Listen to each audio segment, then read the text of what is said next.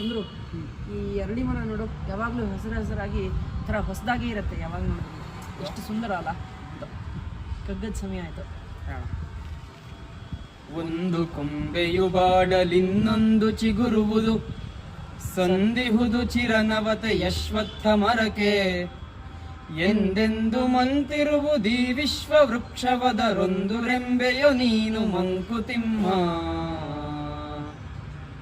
ನಾನು ಆಗಲೇ ಹೇಳ್ತಿದ್ನಲ್ಲ, ಈ ಅರಳಿ ಮರದ ವಿಶೇಷತೆ ಏನು ಅಂತಂದರೆ, ಇಲ್ಲಿ ನೋಡಿ, ಇಲ್ಲಿ ಒಂದು ರೆಂಬೆ ಒಣಗಿದೆ.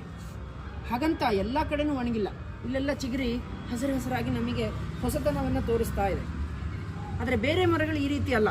ಒಂದು ಸತಿ ಎಲ್ಲ ಒಣಗಿ ಎಲ್ಲ ಬಾಡಿ ಹೋದ್ಮೇಲೆ ಹೊಸದಾಗಿ ಮತ್ತೆ ವಸಂತ ಋತು ಬಂದಾಗ ಹುಟ್ಕೊಳ್ಳುತ್ತೆ. ನಮ್ಮ ಜೀವನನೂ ಕೂಡ ಹೀಗೇನೆ.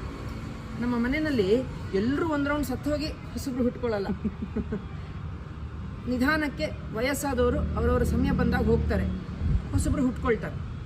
ಆದರೆ ನಮ್ಮನ್ನೆಲ್ಲ ಒಟ್ಟಿಗೆ ಇಟ್ಕೊಂಡಿದೆಯಲ್ಲ ಈ ಸಂಸ್ಕೃತಿ ಅನ್ನೋ ಒಂದು ಕಾಂಡ, ಅದು ಗಟ್ಟಿಯಾಗಿದ್ದರೆ ಮರ ತುಂಬ ಸುರಕ್ಷಿತವಾಗಿ ಹಸಿರಾಗಿ ಚೆನ್ನಾಗಿರುತ್ತೆ. ನಮ್ಮ ಕುಟುಂಬದಲ್ಲೂ ಆ ಸಂಸ್ಕೃತಿಯನ್ನು ಉಳಿಸ್ಕೊಳ್ಳೋ ಪ್ರಯತ್ನ ಮಾಡೋಣ ಅನ್ನೋ ಒಂದು ನಿಗೂಢವಾದ ಅರ್ಥವನ್ನು, ಸಂದೇಶವನ್ನು ಗುಂಡಪ್ಪನವ್ರು ಕೊಡ್ತಾ ಇದ್ದಾರೆ. ಎಷ್ಟು ಅದ್ಭುತ ಅಲ್ವಾ? ಅದ್ಭುತ. ನಮಸ್ಕಾರಗಳು.